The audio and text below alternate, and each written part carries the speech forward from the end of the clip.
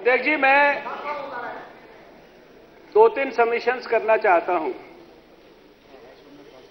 मुझसे पूर्व जो सदन के माननीय सदस्यों ने संत रविदास जी की जयंती के संदर्भ में जो विषय रखा है, उसका गंभीर संज्ञान लिया जाना चाहिए। उसको इतना लाइटली जिस तरह से आपने उसको जवाब दे दिया, ये मुझे लगता है इस पूरे सदन का भी अपमान है और ये संत रविदास जी के प्रति भी शायद हम लोग अपने कर्तव्य को ईमानदारी से नहीं निभा पा रहे हैं। लेकिन अब चूंकि आपने सदन बुलाया है, इसलिए हम संत रविदास जी की पुण्य स्मृति को, उनकी महानता को, सबको नमन करते हुए आप ही की बात को हम लोग फूल चढ़ाते हैं कि ठीक है, हम लोग सब मिलकर इस सदन में काम करते हैं। लेकिन आपको और जिस किसी ने भी ये फैसला किया, उसको अपनी गलती को स्वीकार करने में हम छोटे नहीं होते हैं।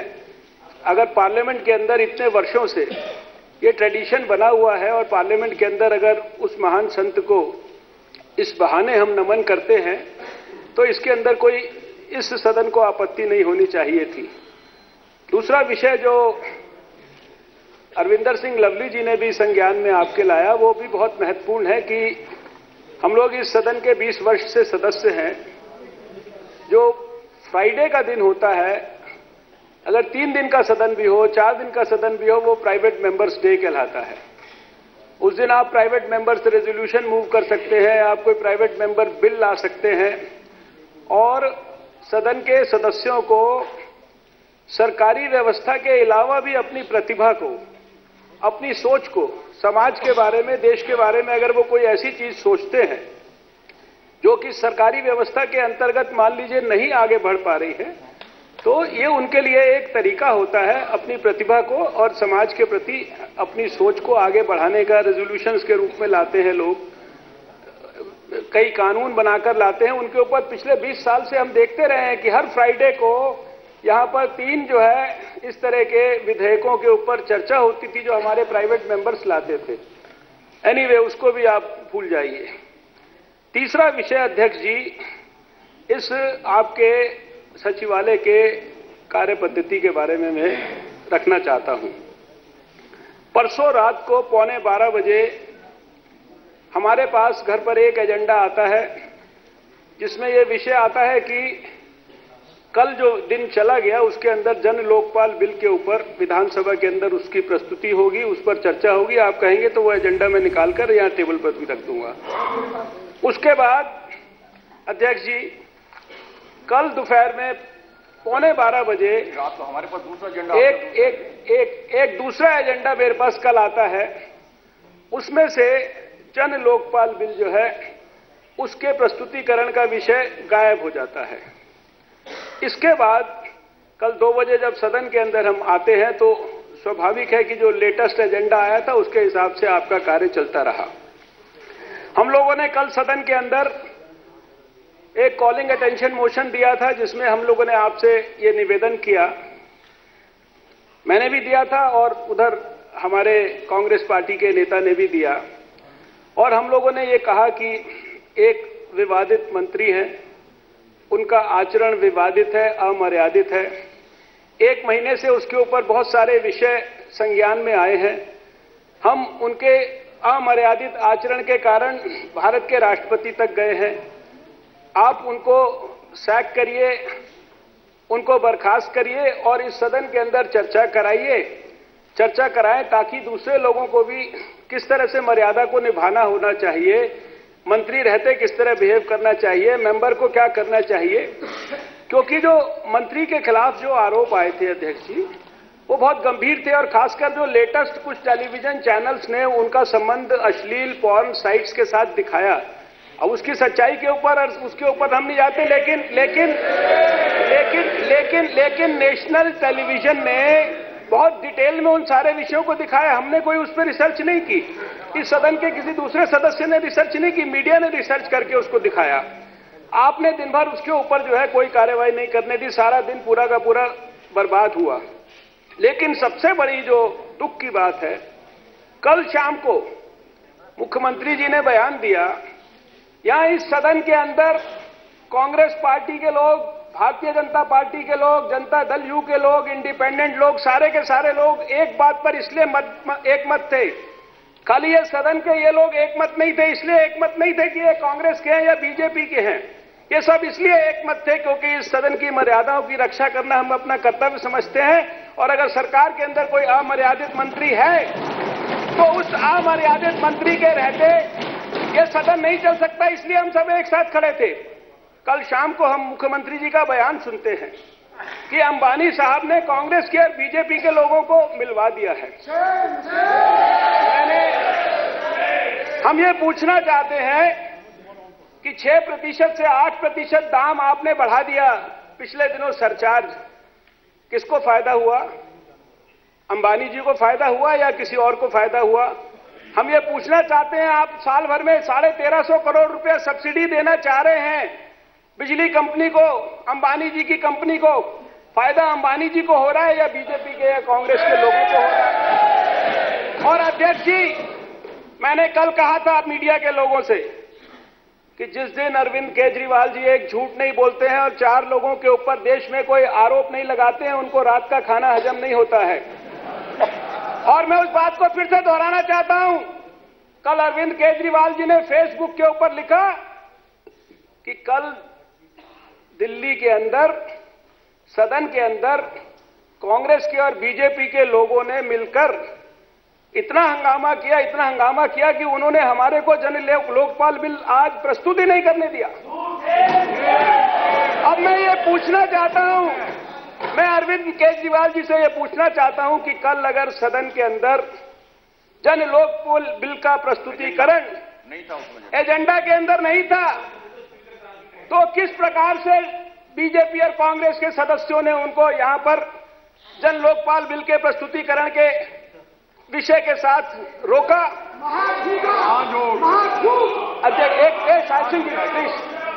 अध्यक्ष जी, मेरा इसके अंदर आपसे एक बड़ा विनम्र निवेदन है। यहां पर दिल्ली में लगातार टेलीविजन चैनल्स के माध्यम से ये वातावरण बनाने की कोशिश की जा रही है कि सारे दुनिया के अंदर बाकी जितने पॉलिटिशियंस हैं, ये बीजेपी के लोग हों, चाहे कांग्रेस के लोग हों, चाहे किसी भी पार्टी के लोग हों, ये सारे के सारे नेता बेईमान हैं, ये सारे के सारे नेता चोर हैं, ये सारे के सारे नेता जन लोकपाल बिल के विरोध में हैं, ये सारे के सारे नेता जन लोकपाल बिल के विरोध में हैं। अध्यक्ष जी, मैं आपको स्मरण कराना चाहता हूं, आप तो आज इस सदन के सदस्य बने हैं। अरविंद केजरीवाल जी आज दिल्ली के मुख्यमंत्री बने हैं। 20 साल पहले इस सदन के अंदर आपके स्थान पर चट्टीलाल गोयल जी बैठते थे। उस स्थान पर जहां अरविंद केजरीवाल जी बैठे हैं, उस स्थान के ऊपर मदन लाल खुराना बैठते थे, और जहां पर ये विवादित मंत्री बैठे हैं, संभवतः इसी स्थान पर, इसी क्षेत्र के अंदर हम कानून और स्वास्थ्य मंत्री के रूप में बैठा करते थे। और दिल्ली के अंदर पहला लोकायुक्ता का बिल, अगर आज दिल्ली में लोकायुक्ता की इंस्टीट्यूशन है तो उस बीजेपी की सरकार के कारण दिल्ली के अंदर लोकायुक्त की इंस्टीट्यूशन है। आज अगर देश के अंदर पहला कोई जन लोकायुक्ता का कानून आया है तो वो उत्तराखंड के अंदर हमारी सरकार के अंदर खंडूरी जी के मुख्यमंत्री काल के अंदर आया है। आज देश के अंदर अगर कोई लोकपाल का कानून बना है तो उसके अंदर कांग्रेस के नेताओं ने, कांग्रेस की सरकार ने भी समर्थन किया है। उसके अंदर हमारे पार्टी के लाल कृष्ण आडवाणी जी से लेकर सुषमा स्वराज से लेकर अरुण जेटली जी से लेकर उनके साथियों की सबकी सहायता से और अन्ना हजारे जी के उस आंदोलन के कारण उस देश के अंदर, इस देश के अंदर लोकपाल का कानून बना है। ये बार बार देश के सामने झूठ बोलना कि बीजेपी के लोग जन लोकपाल बिल को नहीं लाना चाहते। हम ये बताना चाहते हैं अरविंद केजरीवाल जी को कि जन लोकपाल बिल के लिए आपकी जितनी प्रतिबद्धता है, हमारी उससे 1000 गुना ज्यादा प्रतिबद्धता है। हम ये भी बताना चाहते हैं आपको, ये भी हम आपको बताना चाहते हैं अध्यक्ष जी, अध्यक्ष जी, अध्यक्ष जी, अध्यक्ष जी, अध्यक्ष जी, हम ये भी बताना चाहते हैं मुख्यमंत्री को शब्द आप बैठ जाइए ना, वो बैठ चुके, आप भी बैठ जाइए। शांति, हमें एक शब्द, आप बैठ जाइए ना, वो बैठ चुके, आप भी बैठ जाइए। शांति प्लीज, आप रामवीर सिंह जी आप बैठ जाइए प्लीज। अध्यक्ष जी, हम ये इसलिए ये रिकॉर्ड पर हम स्पष्ट करना चाहते हैं कि कोई इस देश के अंदर ये झूठ फैलाने की कोशिश ना करे कि भारतीय जनता पार्टी भ्रष्टाचार के खिलाफ लड़ाई के अंदर किसी भी तरीके से प्रतिबद्धता उसकी कम है। हमारी इनसे 100 गुना ज्यादा प्रतिबद्धता है। हमने पहले दिन से जब अपने चुनाव के अभियान में भी गए थे, हमने कहा था अब भ्रष्टाचारी को पकड़िए, कोई आपत्ति नहीं है। भ्रष्टाचारी को पकड़ने के लिए पहले देश में सीबीसी है, सीबीआई है, कोर्ट है, सारी चीजें हैं, एक और बनाइए, जन लोकपाल बनाइए, लोकपाल बनाइए, कोई दिक्कत नहीं है। उसको कितना मर्जी सख्त करिए। हमने पहले दिन से कहा कि भ्रष्टाचार को रोकने के लिए भी कुछ करिए, भ्रष्टाचार के लिए अपने व्यवस्था को पारदर्शी करिए, आप ट्रांसपेरेंसी लाइए, ई गवर्नेंस का हाईएस्ट मॉडल लाइए, आप सरकार और जनता के बीच की सारी ट्रांजैक्शन को ट्रांसपेरेंट करिए, हर चीज को ऑनलाइन उपलब्ध करिए, हर मीटिंग की वीडियो रिकॉर्डिंग करिए। खाली केवल भ्रष्टाचार को मिटाना, सारे दुनिया के लोगों को भ्रष्टाचारी बनाना, भ्रष्टाचार को कंट्रोल करना, ये हमारे लिए नारा नहीं है, ये हमारे लिए जीवन का ध्येय है। इसलिए कोई इस देश के अंदर ये झूठ फैलाने की कोशिश ना करे। और अध्यक्षीय, मैं ये जानना चाहता हूं कि अब कल एक एजेंडा फिर हमें मिला, जिस एजेंडा को हम लेकर आए थे यहां पर, वो भी रात ही को मिला था। जन लोकपाल बिल भी हमारे को रात को 12 बजे मिला है, जबकि ये हमारा जो कानून है ये कहता है कि कम से कम 48 घंटे पहले अगर सारी रात भी कोई हमारा सदस्य अगर सारे काम बंद करके अपनी नींद को छोड़कर अगर उस बिल को पढ़कर समझने की कोशिश करे तो पूरी रात के अंदर वो पूरे डिटेल के अंदर उस बिल को नहीं पढ़ सकता। सिर्फ अखबारों के अंदर इधर उधर जो भी खबरें इतने दिनों से जन लोकपाल बिल के बारे में आ रही है, सिर्फ उससे लोगों को जानकारी मिल रही है। और अभी हम जब यहां पर आते हैं तो अभी 5 मिनट पहले हमारे को एक और पर्चा मिल गया है, इसमें नया एजेंडा दिया गया है, उसके अंदर ये जन लोकपाल बिल जो है ये प्राथमिकता के अंदर सबसे नीचे पहुंच गया है। हम ये जानना चाहते हैं सरकार के लिए प्राथमिकता क्या है? क्या ये जन लोकपाल बिल केवल नारे के लिए है? हम ये फिर से स्पष्ट करना चाहते हैं, क्योंकि हमने टेलीविजन चैनल्स पर बहुत सारी खबरें सुनी हैं। और अध्यक्ष जी, हम ये जानना चाहते हैं कि क्या दिल्ली के उपराज्यपाल ने इस विधानसभा को कोई संदेश दिया है? तो ये सारे टेलीविजन चैनल के लोग हमें हैं, ये कह रहे हैं हमारे पास ये जानकारी जो है आपके सचिवालय से मिली है, हमारे पास कोई जानकारी नहीं है। लेकिन हम ये जानना चाहते हैं, अगर दिल्ली के माननीय उपराज्यपाल महोदय ने कोई इस सदन को, दिल्ली के इस सदन के सदस्यों के लिए कोई संदेश भेजा है, तो मैं ये समझता हूं कि संविधान की मर्यादा के हिसाब से, इस रूल बुक की मर्यादा के हिसाब से अभी तक जो कुछ हुआ है ये भी इस सदन के अंदर नहीं होना चाहिए था।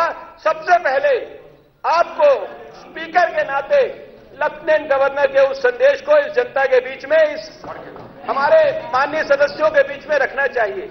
अगर उन्होंने कोई संदेश नहीं भेजा है तो हमें किसी प्रकार की कोई आपत्ति नहीं है, लेकिन अगर उनका कोई भी संदेश है तो उस संदेश को, सारी मर्यादाओं का पालन करके उस संदेश को इस सदन के अंदर रखा जाना चाहिए। ये मेरा आपसे विनम्र निवेदन है। अध्यक्ष जी, ये आप संदेश पढ़ लेंगे, उसके बाद क्योंकि आप कहेंगे अभी आप 2 मिनट पहले बोले हैं इसलिए बार बार आप क्यों खड़े हो रहे हैं। मैंने आपको आज एक बहुत डिटेल के अंदर एक सेंश्योर मोशन का एक नोटिस दिया है।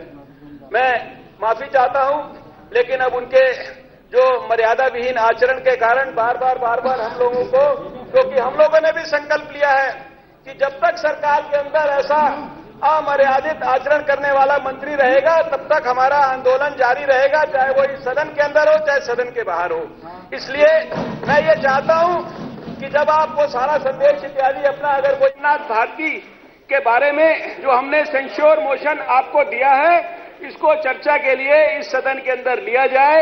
अध्यक्ष जी, आप इतिहास बनाने जा रहे हैं, और अगर इस समय आपने कोई भी भूल की, मर्यादा को आपने इस पद की अगर कहीं पर भी जो है उसके अंदर कमजोरी दिखाई, क्योंकि हमने ये देखा है कि सरकार के दबाव में कभी कभी जो स्पीकर होते हैं वो कई बार जो उनकी मर्यादा होती है उसको भूल जाते हैं, लेकिन इतिहास के अंदर वो इस प्रकार से अंकित हो जाता है कि उसके लिए इतिहास भी शर्मिंदा होता है। और ये जो महान लोग जो आपकी जिस कुर्सी के ऊपर आप बैठे हैं, इसके ऊपर बहुत महान लोग यहां पर बैठे हैं, उनको भी शर्मिंदा होना पड़ता है। इसलिए मैं चाहता हूं अध्यक्ष जी कि आप इस सदन को आज खुलकर श्री सोमनाथ भारती के कुकृत्यों के बारे में अच्छी तरीके से दिल खोल के चर्चा करने का मौका दें, ताकि आने वाले भविष्य के अंदर कोई भी सदन का सदस्य इनके तरह के कुकृत्य ना करे। कुकृत्यों के बारे में अच्छी तरीके से दिल खोल के चर्चा करने का मौका दें, ताकि आने वाले भविष्य के अंदर कोई भी सदन का सदस्य